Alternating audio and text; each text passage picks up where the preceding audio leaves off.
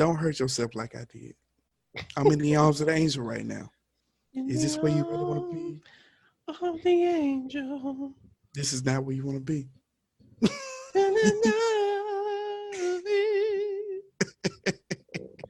the arms of the angel. Boy, you stupid. Have you purchased Cyber Glitch 2077? You may be diagnosed with mesothelioma. Oh, yeah. And it'll make your fans run hot.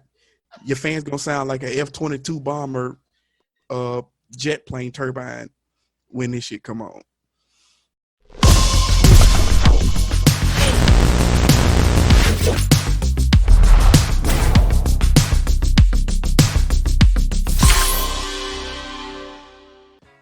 This nigga. All right, we're back, YouTube. This is Jack Answers, where we jacked up on taking the answers for everything else. And we back here again. We're going to tell you again. And we got a special guest, one of the fan favorites out here, Janal. Boy, you might as well be my co-host at this point. Hey man, go ahead and induct me, man. I'm ready to join the conclave, guy. The conclave? What the conclave. We are the collective. The yes. cathedral.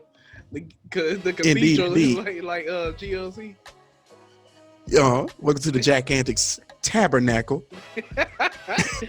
Oh. I am Janal, J-Naul, Nauli Naul, the Gap 2 gamer, however you want to call it. It is I, and pleased to be here. This man said the Gap 2 gamer. Wow. Hey man, that's what I am. Oh man. Shoot. Oh shit. Call me Zorro, man. You know what I'm saying? You can say, he said, call me Zorro. Shit, call me Coach. Call me Coach. All right, little B. But hell no, boy. This is take 2 of a show that was recorded, but we had little technical difficulties. Don't want to get into that. But this is a end of the year show. End of the year 2020. 2020 was a year. It was a heck of a year, man. We learned a lot. Yeah, man. It was a lot of adjusting, I would say. But in the world of technology, anime, and gaming, excuse me, technology and gaming, that it changed a lot. Well, not changed, but it was a lot of stuff that came out. So with that being said, the topic of this podcast is the top anime of 2020, and a lot of anime that came out this year. There's some that made you laugh, cry, some sports stuff. So for me, the top anime for me, because I'm gonna say my top 3, you gonna say your top 3, and then we're gonna conjoin a list. All right, that sounds cool. So, all right, my top 3 anime that I have to say for this year. Number 3, I will have to say,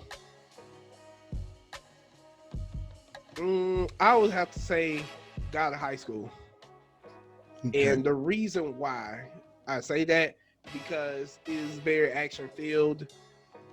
The main character, he's just trying to win a tournament that all the strongest fighters across the world are trying to win. But it's some stuff that happens, and they have their chariots will it's like their alter ego, basically.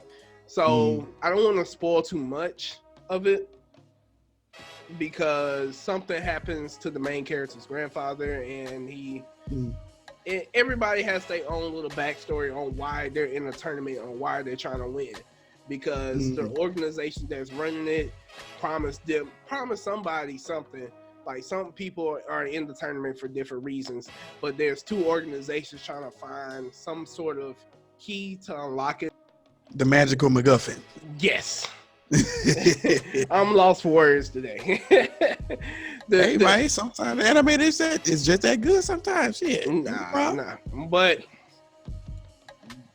this is top 3 because only reason is at the number 3 spot because I'm not gonna lie, it sort of got lost in the sauce when I was watching so much other stuff, because it might even come off this list now. I'm thinking about it. It might even come off this list. Matter of fact, this is top 4. This is a 4. This is a 4 spot. Let's do it. You know why it's a 4 spot? Because I just thought about it. It's not better than it's not better than Haikyuu, because my number 2 and number 1 spot is way better than that, and Haikyuu has to be on the list. Okay.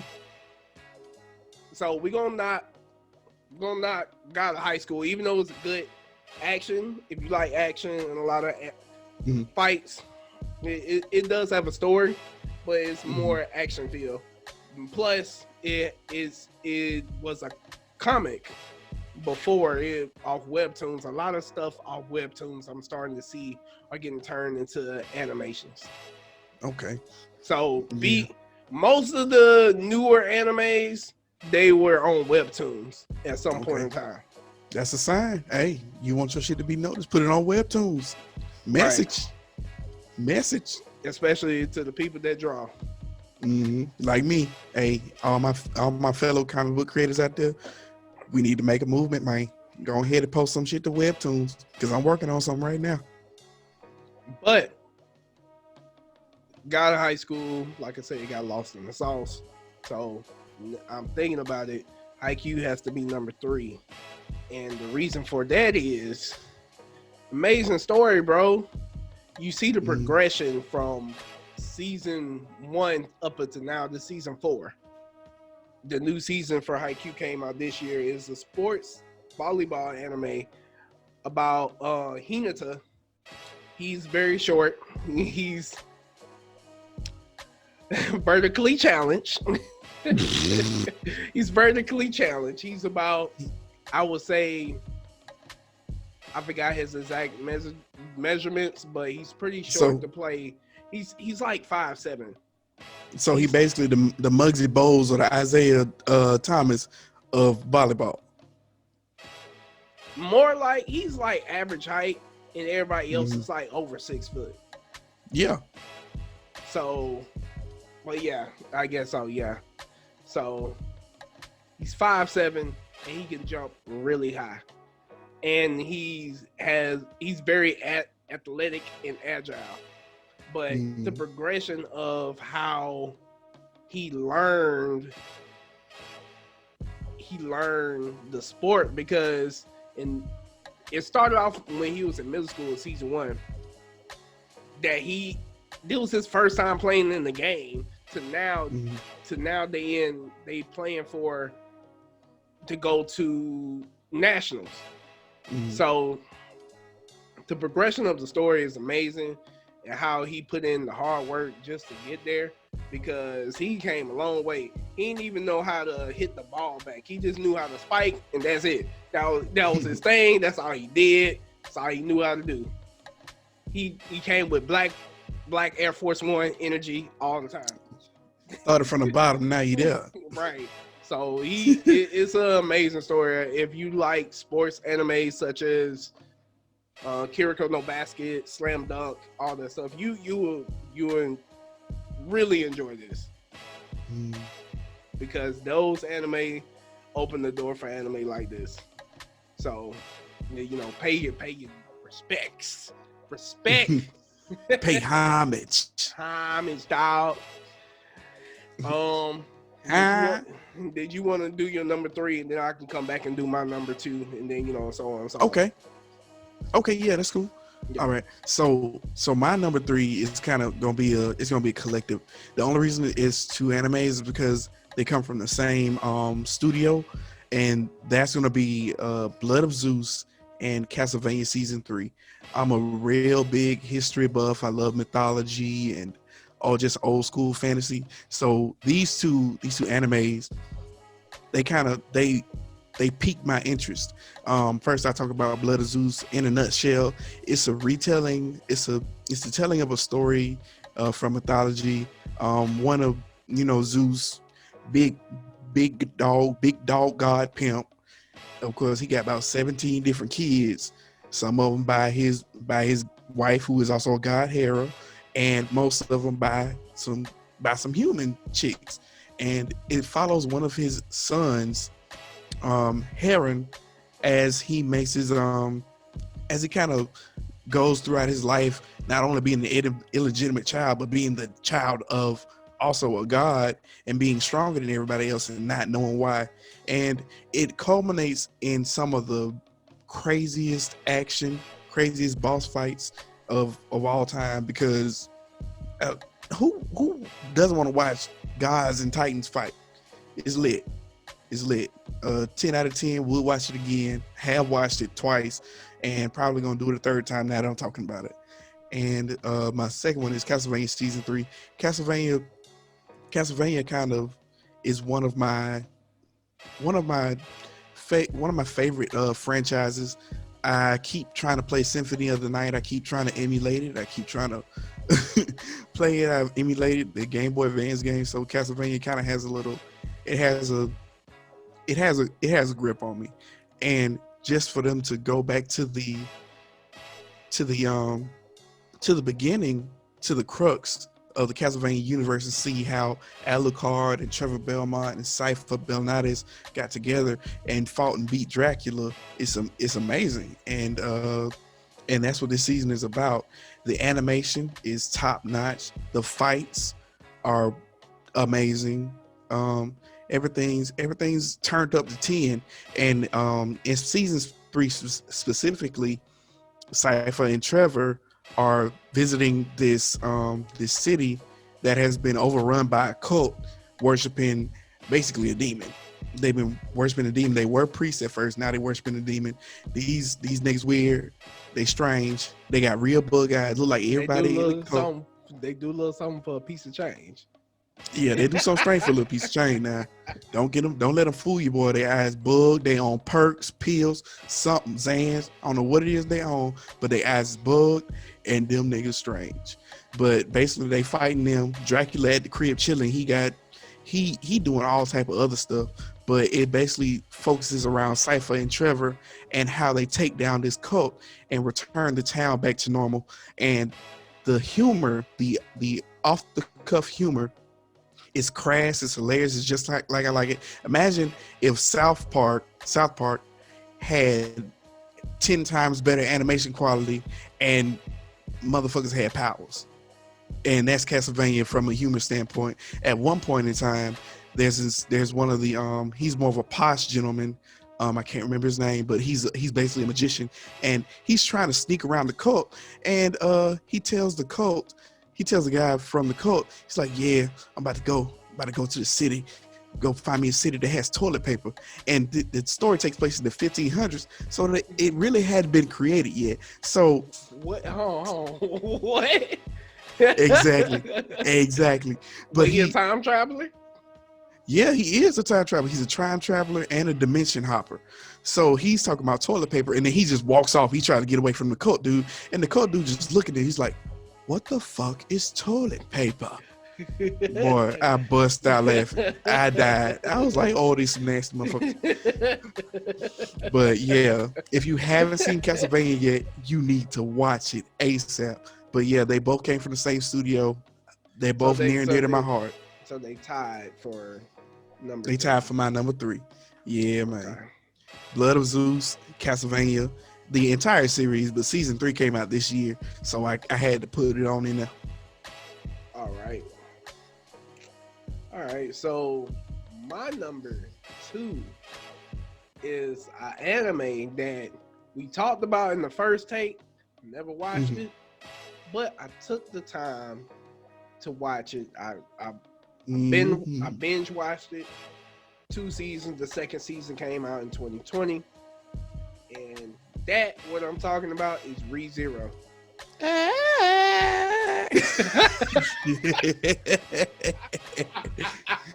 Yeah, boy. Yeah, boy. bro, bro, this anime right here. Let me tell you something. Bro. Let me tell you something.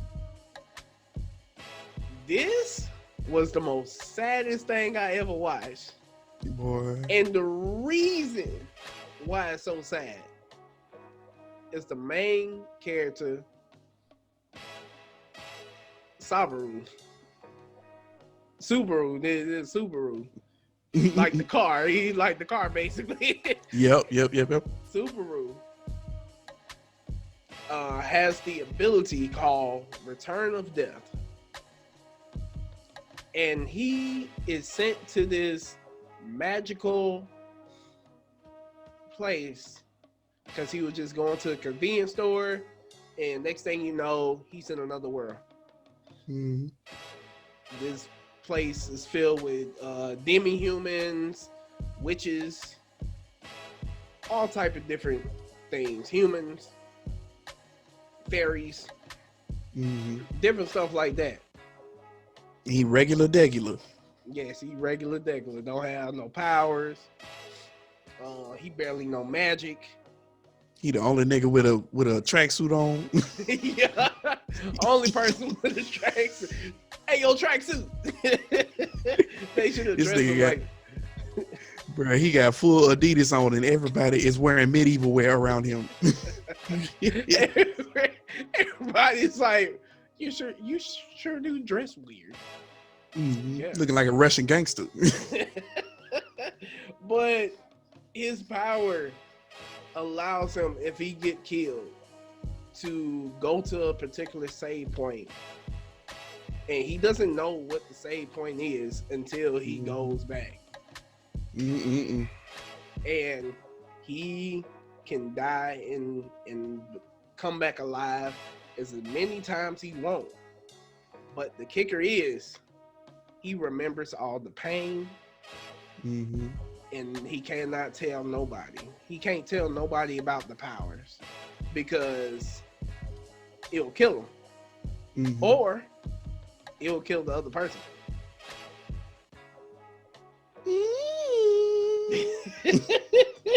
Boy, that's what killed me. That little theme song they had going on every time some crazy shit happened. I was like, it's going down. Man, bro.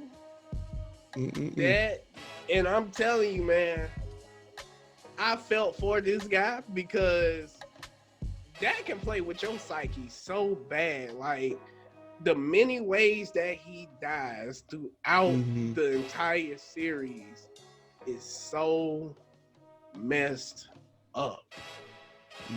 It is so messed up. Only one I'm gonna tell you, because I don't think you watched the second season, because the second season, way more messed up deaths. Way more messed up. Stuff that make your skin crawl. Yeah, I gotta get back on it, bro. I watched it when it first came out, and I ain't seen the second season yet. You got me. I'm ready to return. Bro. Go ahead and make my return tonight. I got the Funimation app. In the first season, when the Beast Hunter lady cut this man in the abdomen, and not just once, but about 4 times. On some Dexter shit. And just imagine that you see your killer after you return by death, and you see your killer out in the street, like, and they don't know they about to kill you in about 5 hours. Yeah, because he goes back in time. He dies, and nobody remembers anything except him. Man, it's traumatizing. Bro. I know he was messed up behind that. But it's such an enjoyable experience watching his pain. Bro, I tell you, second season is going to answer a lot of questions. Okay. You're going to be very shocked to Okay. find out. Because I was shocked and I was just like, oh, really? What he said. Oh, really? Man. Okay. But that is number 2 because it literally took me on a journey, and I felt this man pain. Cause I was just like, bro, like I was like, bro, I feel for you. I know what you. I don't know what you're going through, but I just like, man. Seeing it from the outside looking in, you be like, boy, goddamn, boy. Oh. Walk out now. Bruh, Boy. no, that is a horrible thing to experience because that your mind is breaking into small little pieces and you cannot confide in anyone. You just gotta sit there and eat it. And bottle that shit up. And then if you tell somebody, either you gonna die or they gonna die. And if you die, you go back. It made so much sense on why, like, every other minute this man crying. Cause I was just like, yo, this man is really breaking down mentally. Mm-hmm. This man is having a mental breakdown every other death. That got to mess with your psyche. Boy, yeah. The betrayal in there. Like, sometimes you get something wrong, the people that you didn't expect that was going to kill you. Like, what? What? And that be the messed up part in there. It's just like, But you go and say your number 2. Okay. All right. So my number 2 is it's an anime that kind of pulls at your heartstrings. It's not related to. It's not a previous season or anything. It's just a standalone project. Japan Sinks 2020. Man, when I tell you, if you want a story that's gonna pull at your heartstrings, if you want a disaster anime that's gonna fuck with you psychologically a little bit and has a riveting story, Japan Sinks 2020 is the pick for you. Basically takes place in current era Japan, and a massive earthquake basically hits Japan. Tsunamis, chaos ensues, tsunamis hit, people die, the social infrastructure is completely destroyed, people are trying to travel wherever they feel is safe. And along the way, you get to see the dregs of humanity come out. You got people looting, you got people killing, you got people taking advantage of people, because at one point in time, one of the main protagonists gives water to this elderly couple. She thinking they're gonna take a little sip. They drink her whole shit. She just looking like, what the fuck? But shit, they gotta get the back slap. Exactly. Gotta go ahead and pimp slap that hoe. Whoosh. But shit, like, it lets you know you can't really trust anybody. And it has kind of an Akame got killed vibe, in that any of the main characters can die at any given time. So you can't get too attached to a certain character, because they could get killed off later on that episode or even on the next episode. And they don't discriminate. There are innocent children, there are adults, there are tourists, people of all different walks of life coming through this anime, as well as a cult. So some crazy shit going down. But yeah, Japan Sinks 2020. Go watch that. Go ahead and watch that. It's on Netflix. You can't miss it. Dang, that's crazy. Netflix actually, other than their live action, they've been actually doing good with a lot of good anime. Yeah, they live action anime is trash. They anime adaptations is trash. Well, one of them I ain't gonna lie, I kind of enjoy is Sweet Home. Sweet Home. I gotta watch that one. Yeah, that was also a webtoon. Okay. I tell you, webtoons are winning, bro. Webtoons are Yeah. winning, bro. Message to the creators out there. Message. Webtoons are winning. But um my number one, you should have seen this coming, bro. You already know what it is. Mm-hmm.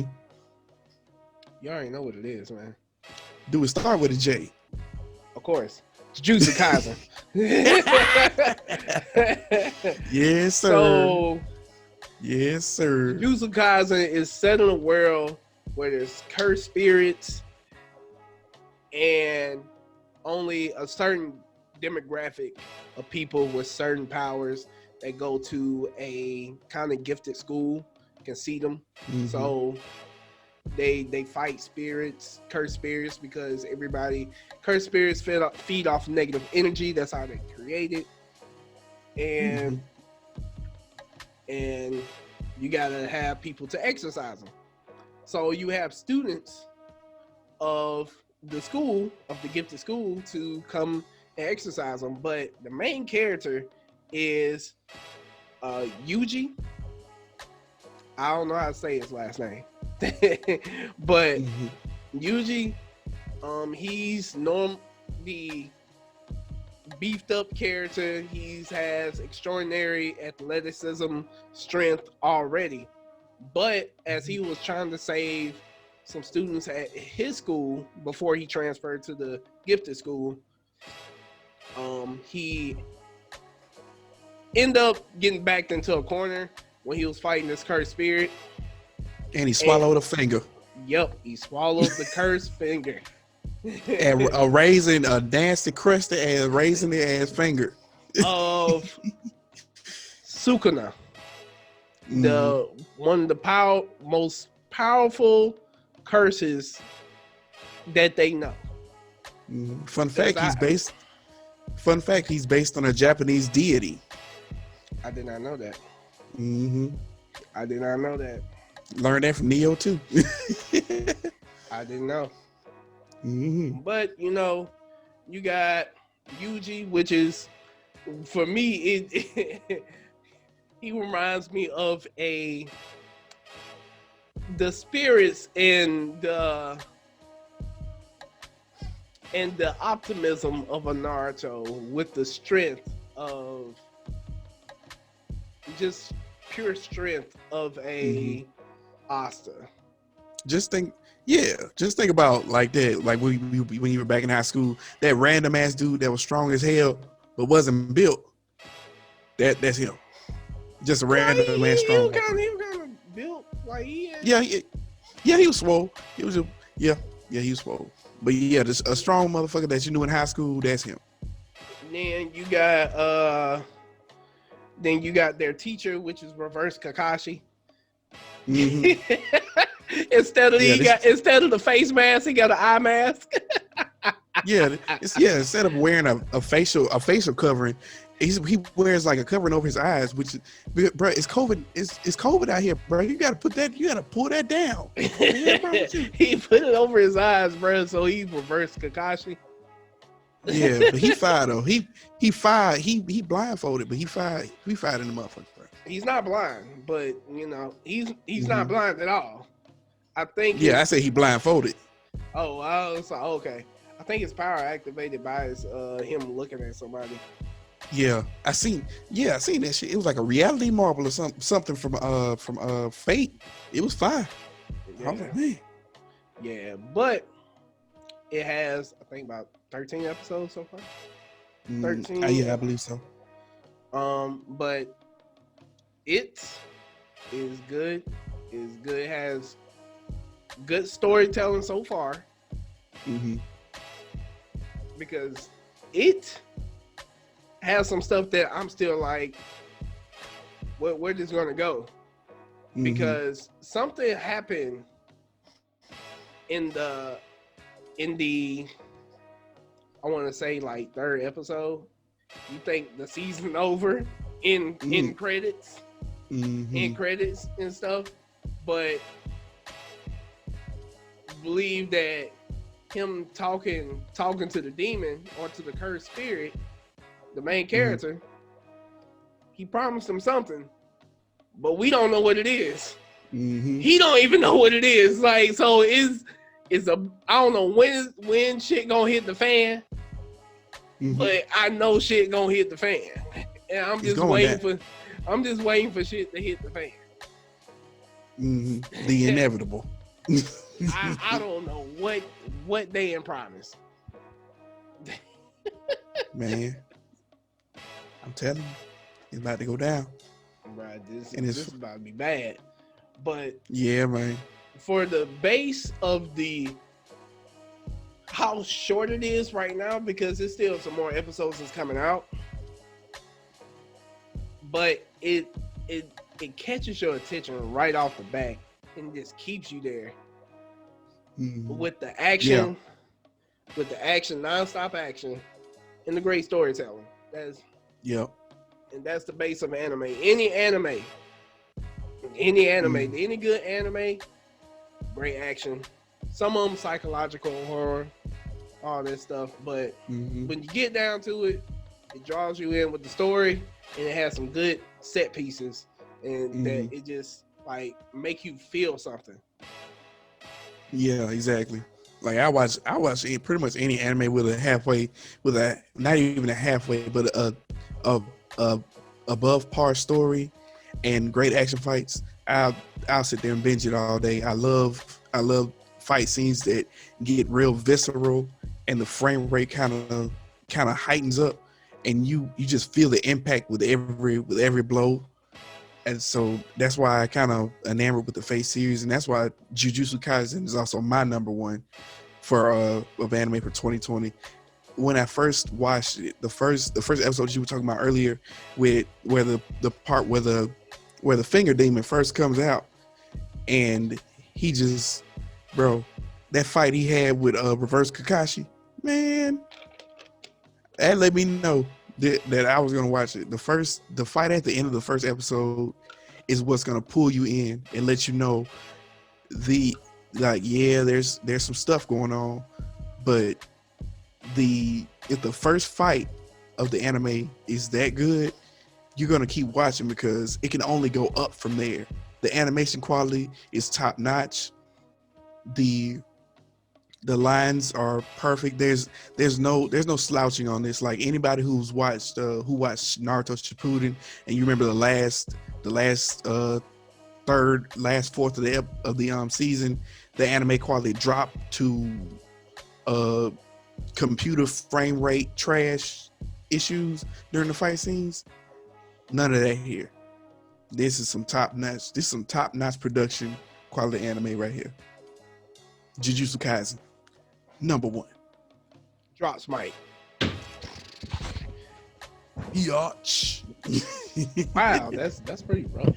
Okay. Dang, man, I ain't know you gonna take it there. I apologize for my outburst.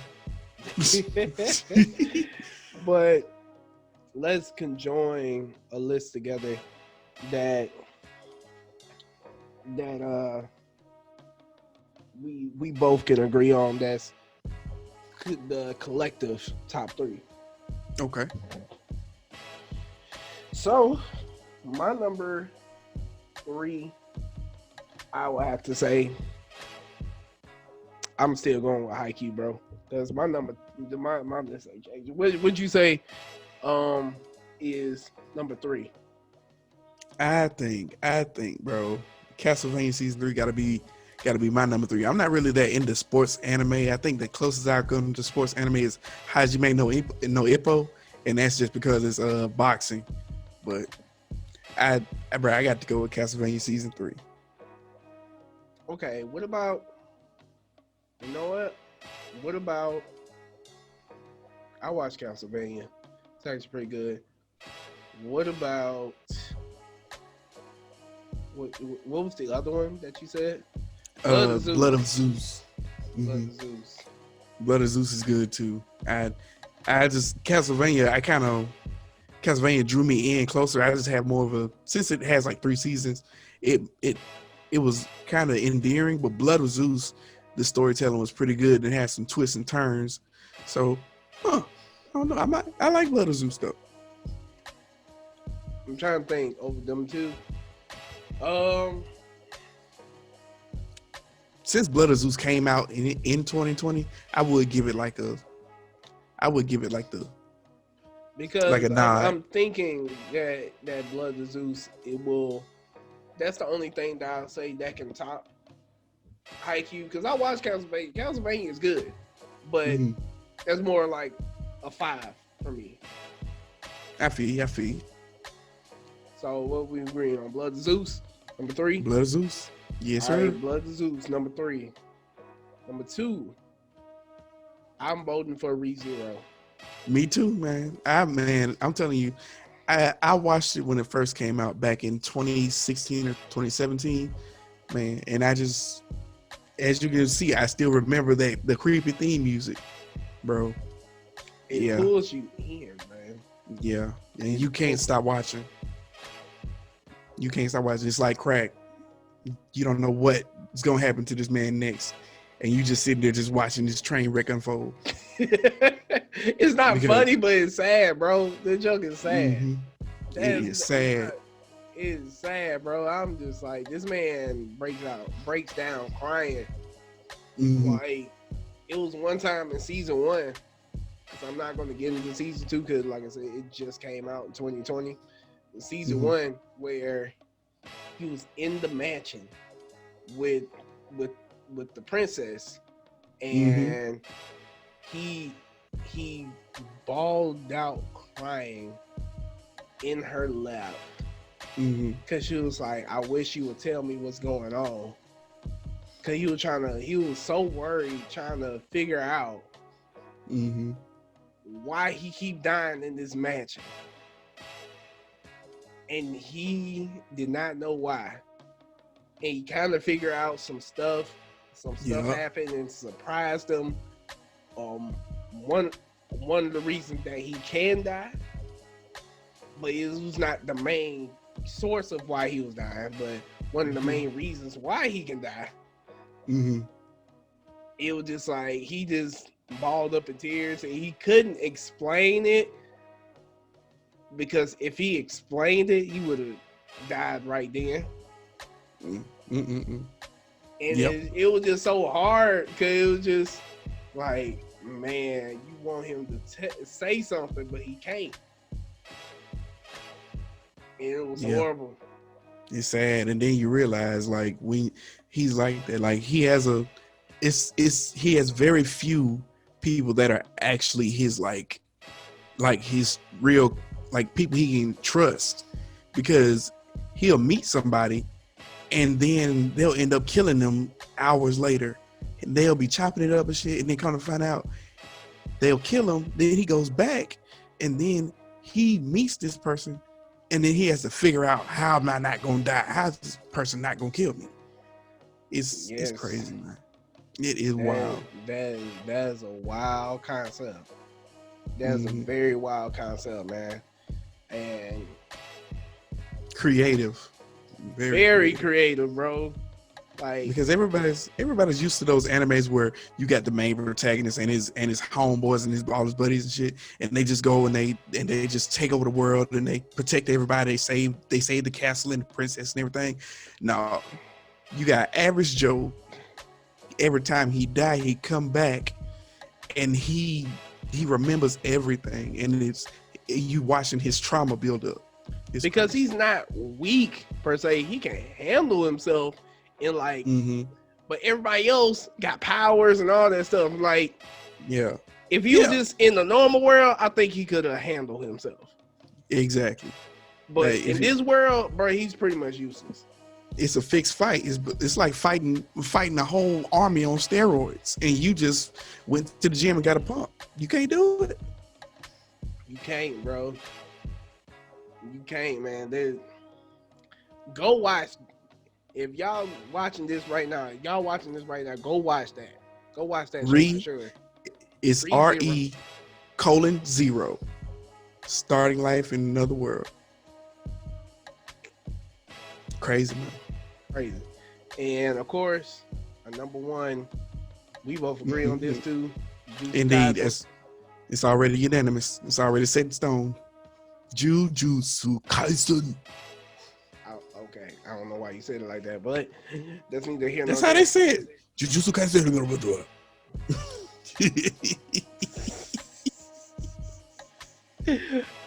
Bro, you What up, stupid. bro? No. Bro. No. I got to tell the truth, man. I got to tell the truth, man. No. but but Jujutsu Kaisen is great though. It's a Great it's a action. great action, great premise. It it kind of familiar. It kind of endears itself to you by making you think of previous anime, but with a not only a fresh new coat of paint, but the creator differentiates the anime just enough to where it has its own identity, but and it draws you in with the action, the crisp, clear animation, which is a must for an anime for me to watch it, and just the craziness of the characters. You got there's this the head dude. He works with voodoo dolls and shit. He got all these dolls and they do his fighting, and they look like stuffed animals. But if he catch you slipping, then he'll kill you with a teddy bear. Who thinks of stuff like that? And then he black. It's crazy. It's crazy. You gotta watch it, man. It's zany action, zany, skillfully animated action. For real, for real. But that was good, man. Like you said, anime is coming with Mm-hmm. more heat every day. Just like I would have included Attack on Titan, but it came out at the end of the year, tail end of the year. Yeah. Only has 5 episodes Mm-hmm. right now, so it's Yeah. not even enough to even have a full opinion on it yet. It's not even don't even have Yeah. enough, so that's why I didn't include that on my list. Yeah. But so far, is trying to. I think it's going to close out well Yeah. because where Aaron and his group is at, and where all the other people are at, and Yeah. Aaron seen some things. He done been through a lot of shit. That anime. If You call the way up, no, I haven't caught not all the way up. I man. read the manga a little bit, but I haven't watched it. I haven't watched the new season. But I know Man. it's crazy. All I'm gonna say is he started seeing visions Oh, mm-mm. It's going because down. it it basically tells you it divulged a lot in his visions because he was, his Titan can see the past and the future, Hmm. a little bit of the future, not the whole future, but it definitely, Like glimpses. but definitely every Titan. I think every Titan, if I'm not mistaken, could see the person before the person they eating, their memories. Well, I think it's probably just Aaron's Titan, Hmm. but a lot of answered questions. Shit, gotta check that shit out. Hell yeah. I'm surprised you didn't watch the whole season 3. I hadn't, bro. When I tell you, I've been like, I gotta get my love of anime back, man. I shit. I finally got time now because I got you. I got yeah. you. But I got a breather. Got I got you. So that probably would have been on my list if it had more episodes, but since it came out at the tail end of the year, is I'll put it as an honorable mention. Yeah, I feel you on that. Yeah, Attack on Titan's great anime. Animation slick. You ain't gonna And find nothing slicker. and Fire Force 2, season 2. That Bro. would be another honorable mention because Mm-hmm. at first I didn't like it. I ain't even gonna front. I did not like it. I didn't get it. I was like, why are they fighting fire with fire? It just, I didn't get it. Yeah. I sat down and watched it. I couldn't get it after the third episode, but I was just like, let me just keep watching. Just give it a little bit of time. Give it a little time. And by episode 5, I was hooked. Mm-hmm. But it was at first, it didn't catch my attention. If I would have did the normal rule of watching stuff, the first 3 you out.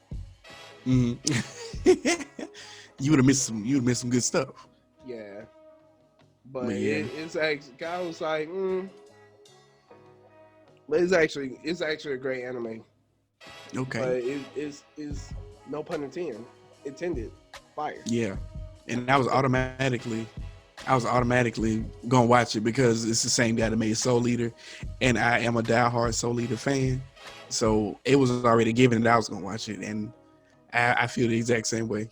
Good anime, quality animation, good fight scenes. You can't beat it. You can't beat.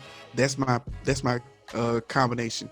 And it's My dealing perfect with combination. the story, dealing with corruption from higher ups, and stuff like that. Yeah, he takes a hard fist to government corruption. I don't know if he's projecting what is happening in these days and age in his experience, but if that's a particular case, then he's letting all of his frustrations out But in this the anime. creator, Yeah, in the manga rather. But yeah, and then it's getting imported, man. It's crazy. So let's go on to the next topic, and that'll be games 2020. A lot of them. A lot of them. We had good. We had okay.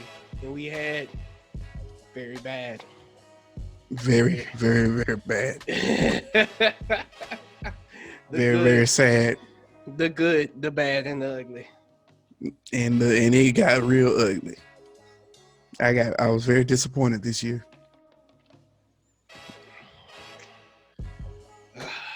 Okay, so what? We got games. I would say that was disappointed us. I will say leave them up to 2 games. Okay. And 2 games that was like, it was all right. And then top 2 games of the year that you would say. Okay. So 2, 2, and 2. Okay. All right. Cool. Matter of fact, you make the top 3. Just say 7. 7 games. 7. SEM 7. We're gonna start with the games that disappointed us. 2 games that disappointed me this year. Well, I wouldn't even say disappointed me. One of them is who asked for this, and the other one is to me it was bad, and the only reason it was bad because it's the same thing over and over again. So the 2 games that I would say, one nobody asked for was One Punch Man, a hero nobody knows. Who asked for this? Nobody. It's literally a game. It's a fighting game, and you play as Atama at times, but majority of the time you play as every other character. Cash grab.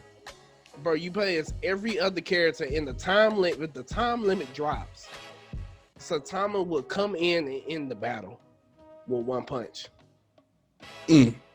Bro, no. Bro, that is just straight. No, I can't even give no constructive criticism. Like, honestly, what can you say to it that would have improved that game?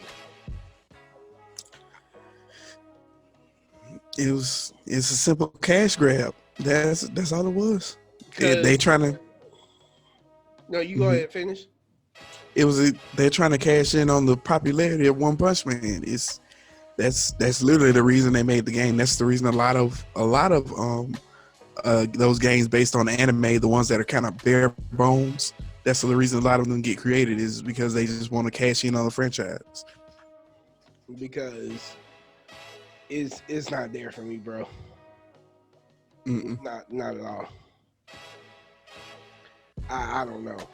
And the other one, it's I can understand if it's your first time playing or introduced to the series. I think this is a great game.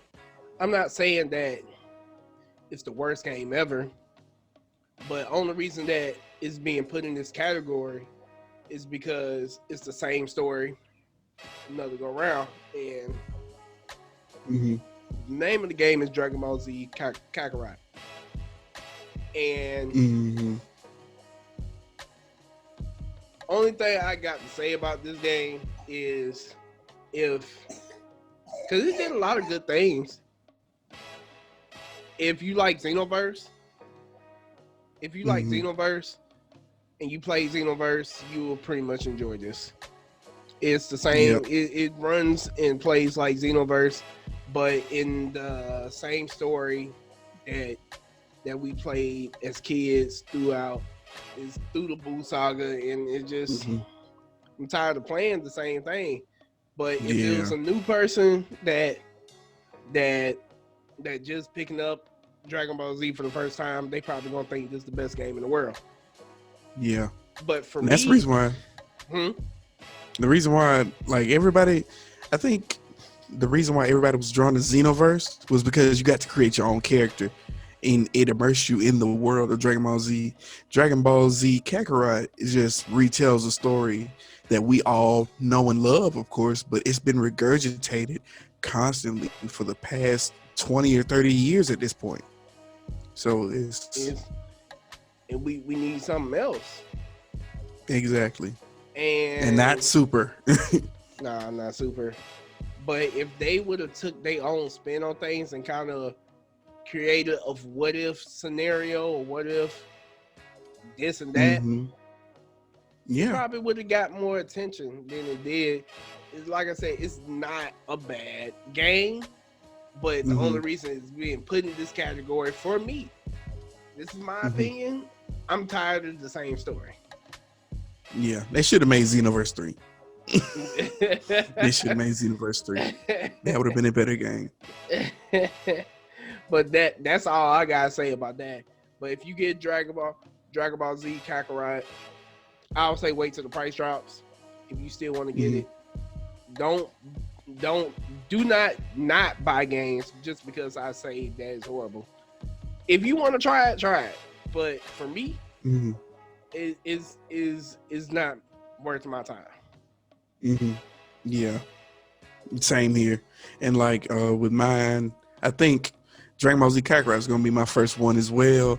Like I as kids growing up, we used to play fight to Dragon Ball Z. That used to be like everybody wanted to be Goku or wanted to be Cell or wanted to be Frieza.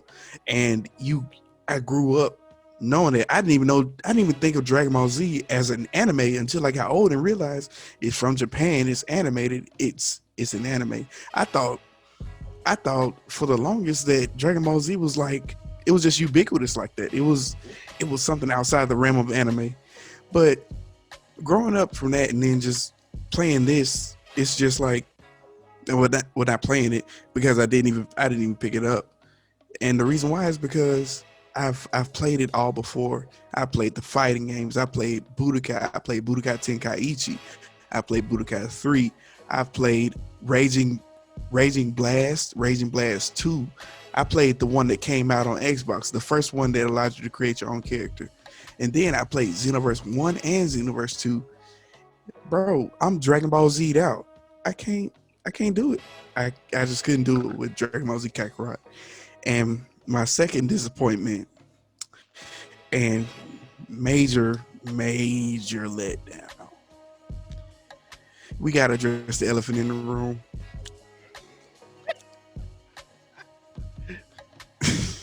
Don't laugh, man. This was supposed to be it. This supposed to be one of the ones, Come bro. on down. Cyberpunk 2077, man. Cyber Glitch 77. Bro, man. Don't even get to 20. It glitched out on 20. It's just 77. Oh my God, bro. I did not think it was gonna be this bad. I can't. And for those who are uninitiated, it's there were so many promises made. First of all, Cyberpunk 2077 comes from the people who made The Witcher 3. If you have ever played the game or you liked any of the concepts in the game, this studio basically built themselves. They created an entire world that you got immersed and initiated in. The graphics were amazing. The storytelling was top notch, and that applies here. The graphics are amazing. The storytelling is top notch, but everything else has been shitted on. Everything else. Can I ask a question? Mm-hmm. Go ahead and ask me. My look of shame. But didn't the Witcher 3 come out with bugs? They had to update it before. Yep. And before it got good. Yeah, the exact same thing happened. I remember way back when I played it a couple of months after it came out, but I remember all the scrutiny that the game came down on. By the time I played it, it was pretty good. So I have nothing but good things to say about The Witcher. But me believing in CD Projekt Red, being a CD Projekt Red fanboy, I have been utterly disappointed by Cyberpunk 2020. But I can't stop playing it. That has nothing to do with the reason why it's in my bad list. I can't stop playing it because I wanted to play it so bad, but it's full of glitches. The game is so graphically, the graphics are so heightened that it causes your system to crash. I don't even think people with a regular PS4 can even play it on a normal basis without frame rate drops or anything like that. I have a PlayStation 4 Pro, and shameless plug, I put a custom solid state drive in there, went ahead and dropped that thing up in there, so the load times are amazing, and my system still can't handle it, bro. It crashes at least once every 2 hours. Now, when it first came out, it crashed every 15 minutes, but it went up to 2 hours. So I just been quick saving constantly, Bruh. playing my way through the game. No, you're not about to save this. Bro, it's patch 1.6, bro. Patch 1.6. First of all, it's not gonna work right until probably about 2077. But Don't do it like that, big dog. Don't do it like that. But nah, it probably ain't gonna work right until about end of July. Yeah, that's when they gonna work out the kinks and the bugs out halfway through the year. But for now, it is a buggy. It's a mess. You were trying to look for the word. It's a mess. It's a mess. The AI is trash. There was one playthrough, and I'm actually gonna do some commentary, and I'm gonna send this to you.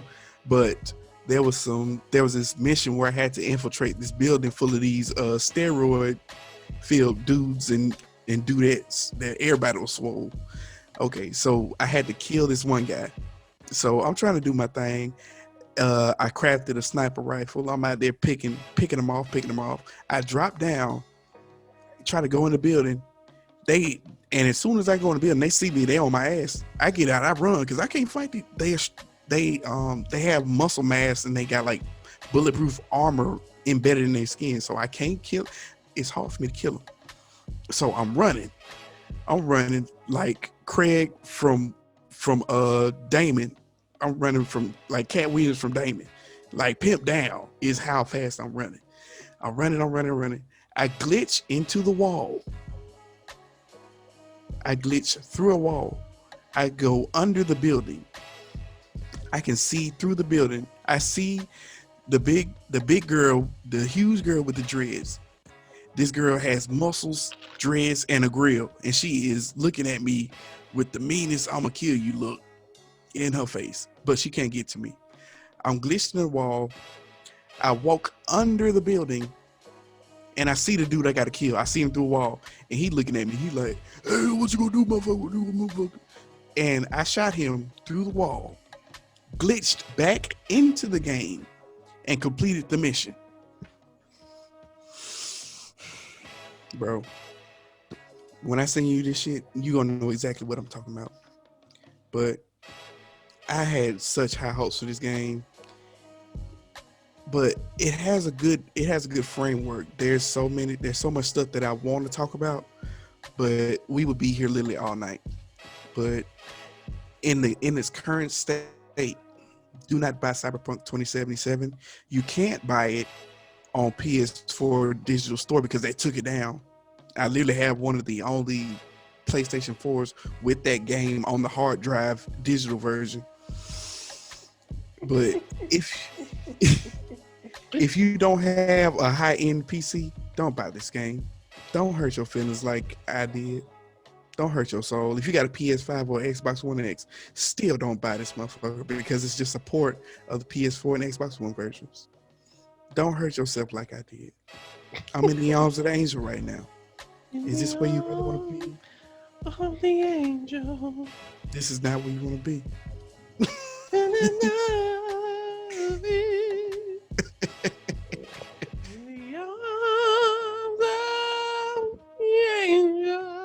Boy, you stupid. Have you purchased Cyber Glitch 2077? You may be diagnosed with mesothelioma. Oh yeah, and it'll make your fans run hot.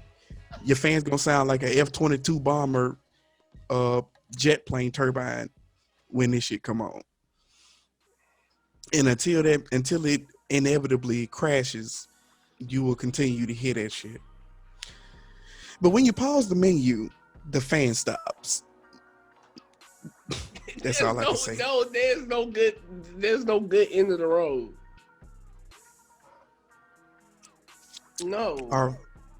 R.I.P. Cyberlist 2077. The game said he misses his Uncle Charles, y'all. I met my Uncle Charles. Oh.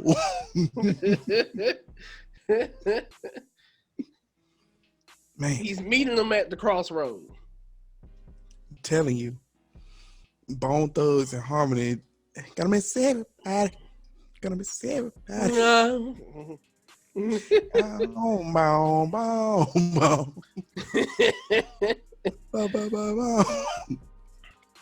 boom. The games I'll say wait till the price drops. Mm-hmm. One game I will say straight up wait till the price drops is Spider-Man Miles Morales. Mm-hmm. It's a glorified DLC. It's 7 hours. Hot take.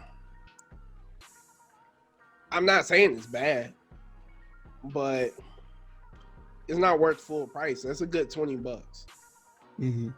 That's a good $20. But it's damn good, but it's not worth full price for the amount of hours that you put in. Exactly. Because I'm not sure, but it felt as long as all the Spider-Man DLC put together. Hot take. It felt. I gotta look up these numbers. I'm not sure right now, but I'm gonna look it up, and I'm probably put it somewhere. I might be wrong, but that's how long it felt. It wasn't that long. It was like I was in and out. But that's not discrediting the game. It's still from the first game. It still has the smooth movement. Miles, of course, moves a little different differently than Peter. He got drip. The Yeah, first superhero game with some drip. yeah.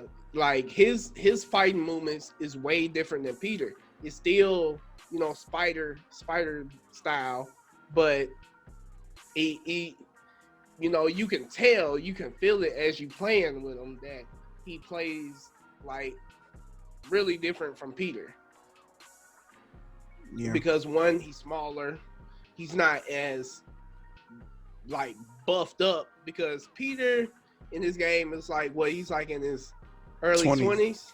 Yeah, I think he's like 24, 25, and Miles is still in high school. Yeah, he's like 16, 17. Mm-hmm.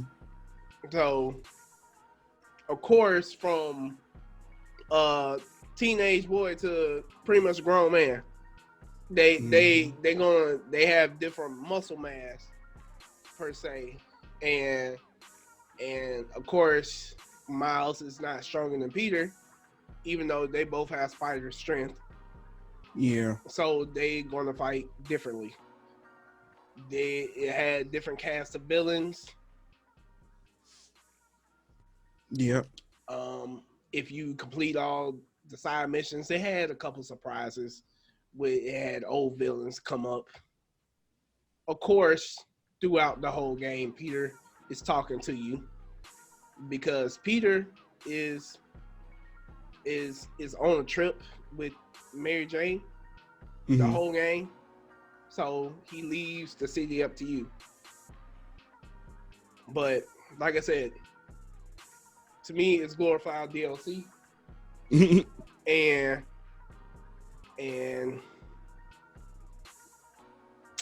just buy when the price drops. Exactly. So, and what's the second game? I will say that's I don't have any second game, but that's I would say Yakuza Like a Dragon. For me, why you laugh? Bro. What? Bro, you love the Yakuza games, dog. But for me, dog, bro, I like Yakuza series, all 7 games, 0 through 6, because they had Yakuza 0, which was the prequel to the first Yakuza game, and then they got 2, 3, 4, 5, and 6, all following the story of Kiryu Kazuma, and it was the realest Yakuza ever to live, apparently. Yes. Yes. He a real one. He a truth. He is the truth. But this 7th game follows somebody new, but they taking a chance on to flip the battle style from being an action RPG to a turn-based RPG. And if you play the Yakuza games, it's not it's way off the mark from the Yakuza series. But as I played a little bit, it's all right. It's still not my cup of tea per se, because like I said, it's not bad. Still great, funny Yakuza antics. It doesn't stray away from the comedy that's in there and the storytelling that's in there. It's just a different battle style. Yeah. And then that's really not my type of thing. Only games I probably accept that from is probably Persona 5, because the story is it pulls you in with the story, the music, and all that stuff. And some Final Fantasy games, not all, because some of them was straight boring. 15. Hate to say it, but 15. You can get out. You can get out. I like 15.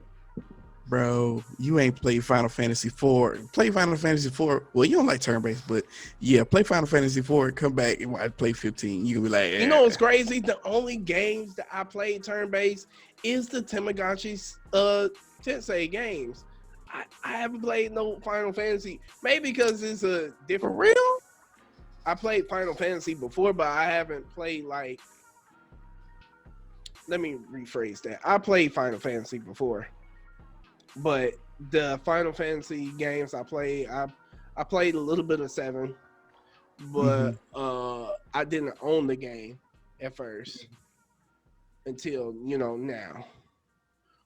But I played the first Final Fantasy game I ever played was Final Fantasy Crisis Core. Mm-hmm. Yeah. And I thought all of them gonna be like that. When I started playing them, I was just like,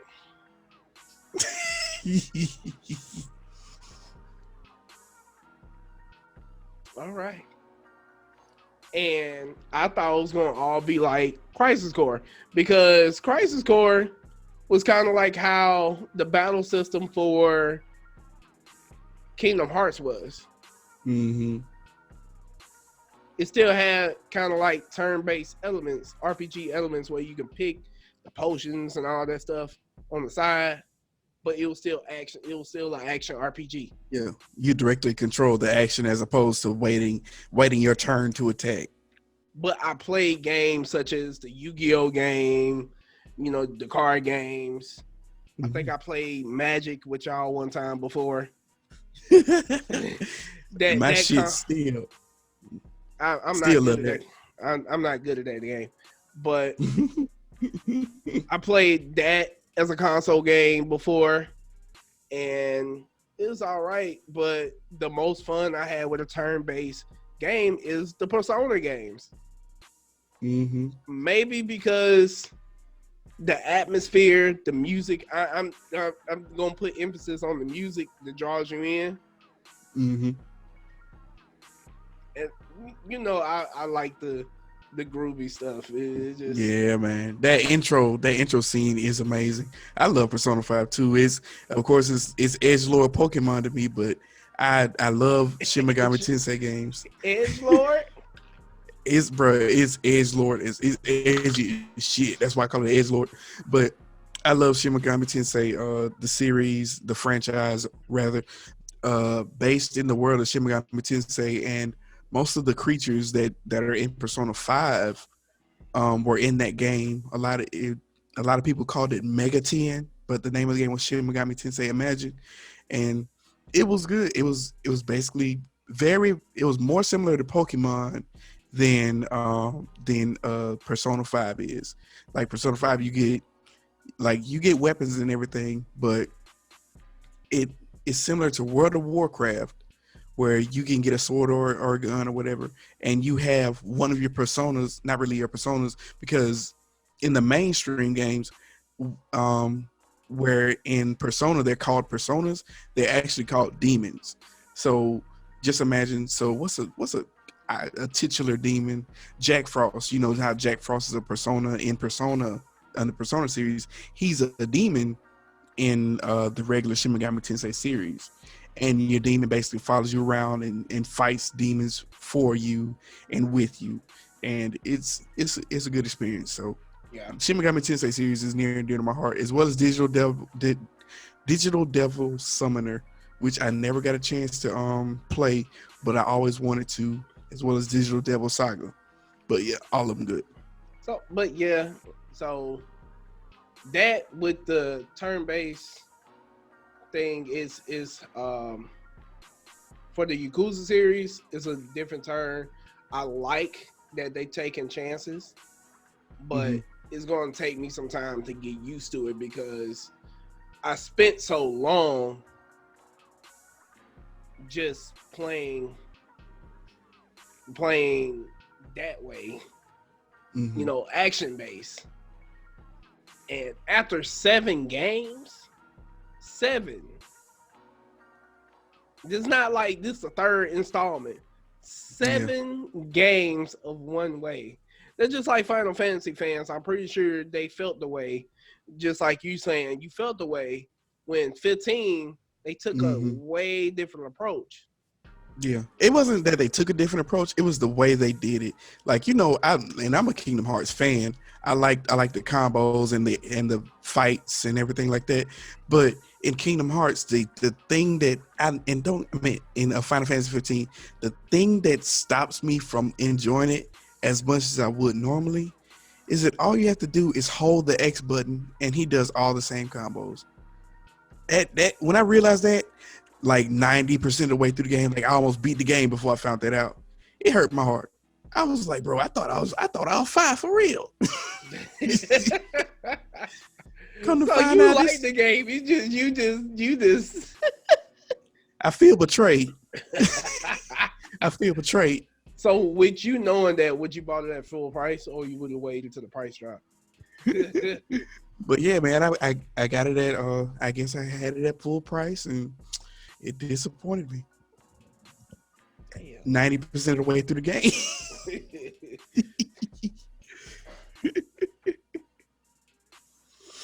Oh shit. But yeah, my two, they're not really disappointments. They're more like honorable mention. The first one, Fall Guys.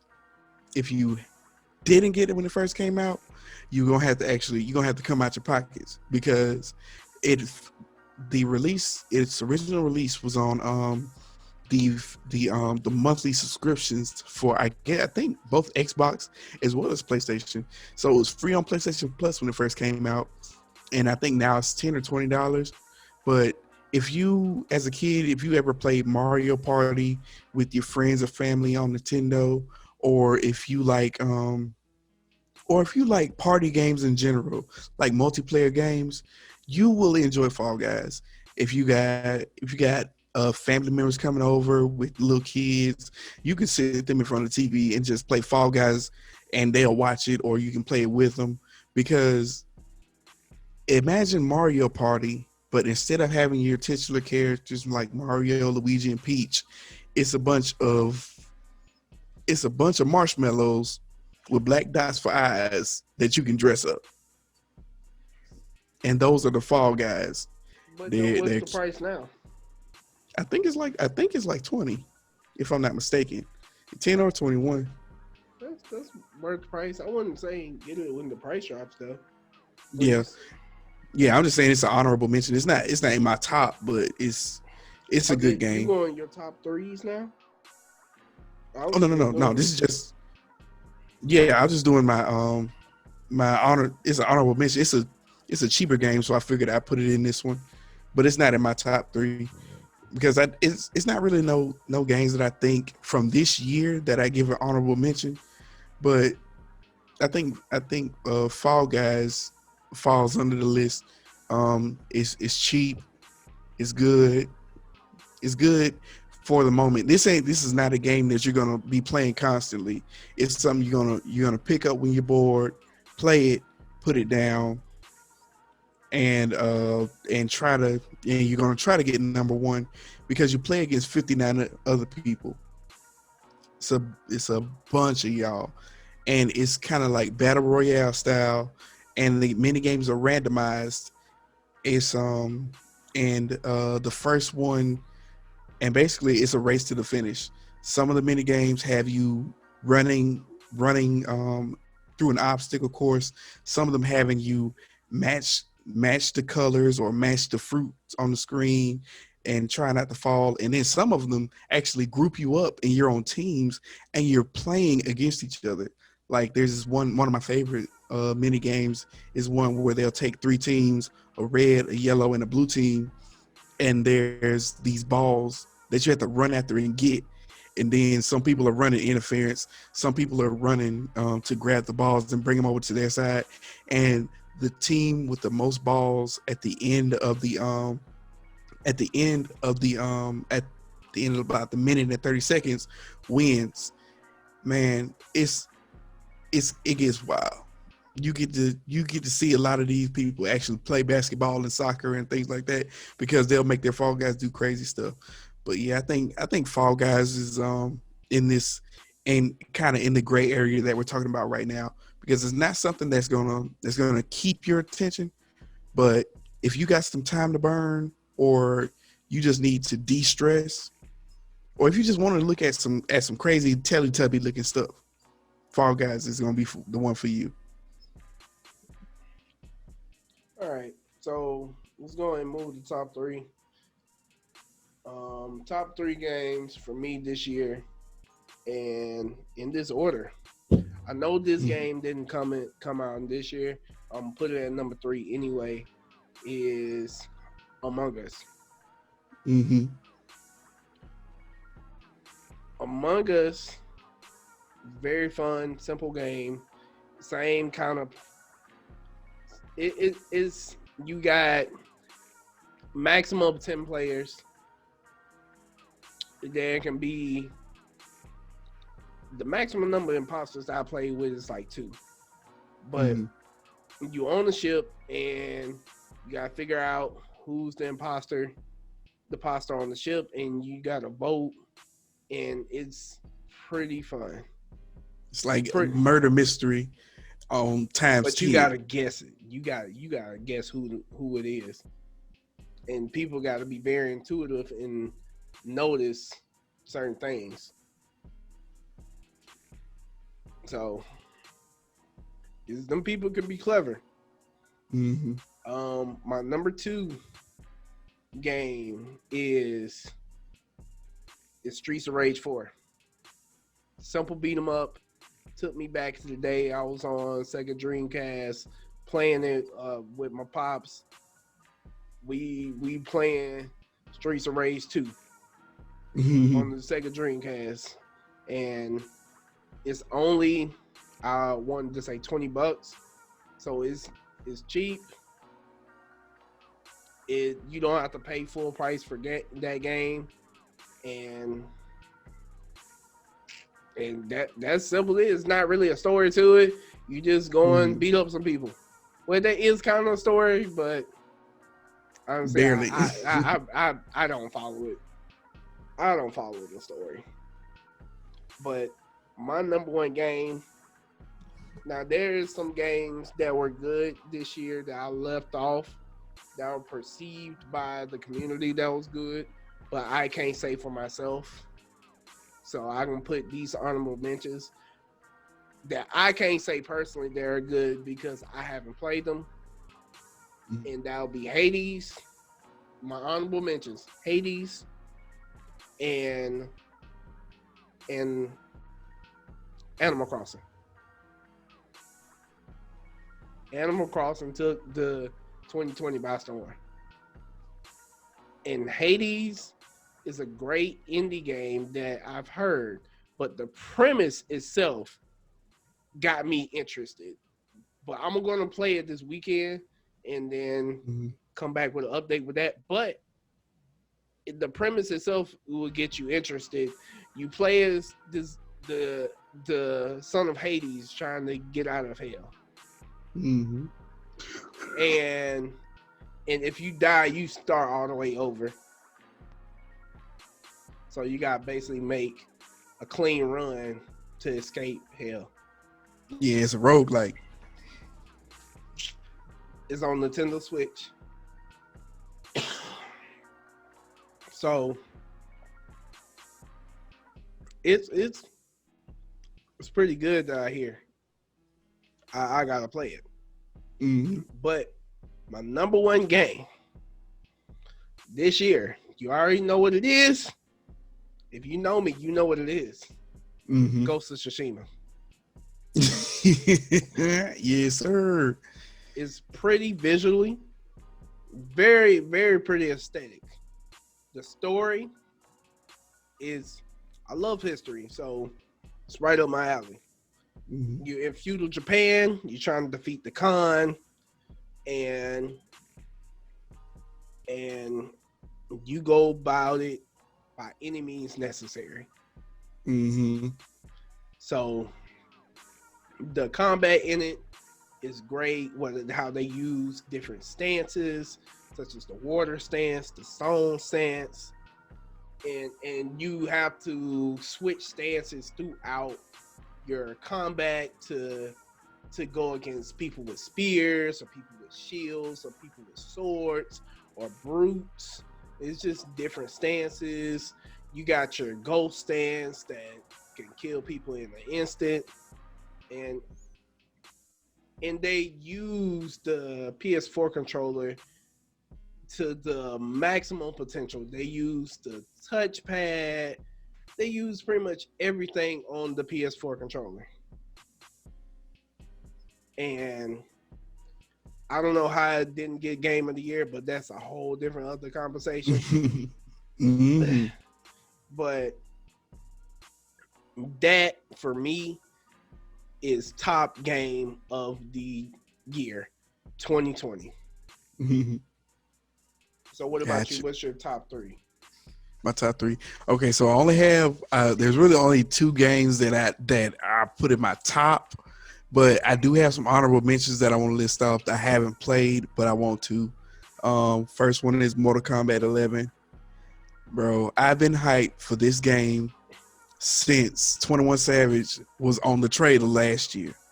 Brandon McNally with the drum attached. What? When I saw 21 Savage on a Mortal Kombat trailer, I couldn't help but be excited. I haven't played it yet, but I definitely will get it, and I will be whooping y'all online. I'm a Mortal Kombat 10 expert, and Mortal Kombat 11 ain't gonna be no thing with the chicken wing. Second one, Doom Eternal. Love the first Doom. Doom Eternal is just Doom 1 on steroids, so gotta get that one. But on to my number two. My number two is gonna be the Ghost of Tsushima as well. To piggyback Your number off two? of what, yeah, that's my number two. I get, I want to know what's your number one. Okay. bro. To piggyback off of what Charlie's saying, Ghost of Tsushima is an amazing experience. It's one the animation, not only animation, but the graphics are top notch. The combat animations amazing. This game is it's it's colorful while being also grounded in history, because you play as the as basically a member of the of Japanese nobility when the Mongols are invading Tsushima, which is an island off the coast of mainland Japan. And it is the game is amazing. The graphics are amazing. The combat is amazing. The multiplayer is on some next level. Is some next level ish. It just makes you want to play the game even more. Um, your character in the most players customizable. You get incentives for beating for making certain achievements. You get different customization and characters and color and masks and things of that nature. But Ghost of Tsushima all around in the all around package is anybody anybody who plays video games would enjoy Ghost of Tsushima. You will you're going to enjoy it hands down, no matter who you are. If not for the combat or for the storytelling, just for the overall atmosphere, because the game has a very tranquil vibe to it. Like, for example, you could run on for like an hour. The scenery is just so beautiful, and like you were saying earlier, with the way they implemented the use of the DualShock controller. There's no mini map on the screen when you're playing the main game. You're guided to your next objective by gusts of wind that you access by swiping up on the PlayStation 4 touchpad. So that game's amazing. But my number one, and you gonna flip out, but my number one is Neo 2. I hate that nobody is talking about this game, bro. I got it when it first came out. If you are a Dark Souls fan or a Bloodborne fan or a I am not. Sekiro fan, exactly. But if you are any of those fans, or if you are a Devil May Cry or Ninja Gaiden fan, you will love this game. On one hand, because it's what's considered a Souls like, even though I think it has its own identity in the event that killing enemies gives you experience, but if you die, you lose all that experience and you have to make it all the way back to where you lost your experience in order to gain it back. And it's similar to Ninja Gaiden and Devil May Cry because Ninja Theory, a studio that's known in the past for um, working on those types of games where the action is nonstop and hectic and heavily stylized and in your face, hard hitting action. They're the they're the they're the producers behind this game. Now, it shares a very similar premise to Ghost of Tsushima. It takes place in Japan in the medieval era during the, I want to say, Tokugawa shogunate. You play as an oni, or a half human, half demon, which you can fully customize. By the way, character creator is very immersive. You can create. I've created characters all the way from Midoriya, from um, My Hero Academia, all the way to original characters, to uh, Naruto characters in this thing, as well as some real people. I created Blade from Marvel in this character creator. You you're heavily customized. There's over a dozen weapons to play with, from regular swords to axes to dual hatchets to even using your own fists. It's it's deep. The combo system is deep. There's three different stances for each individual weapon, as well as the enemies. They're tough. The reason I say that, the reason I like this one as opposed to Ghost of Tsushima, is one, because I like the more fantastical elements, because Ghost of Tsushima is very grounded in reality, and they took Japanese folklore and Japanese history and combined them into one in Neo 2, because you're a half demon and you're fighting these things called yokai, which are these basically demons that can range in size from a little toddler to the to a two-story building.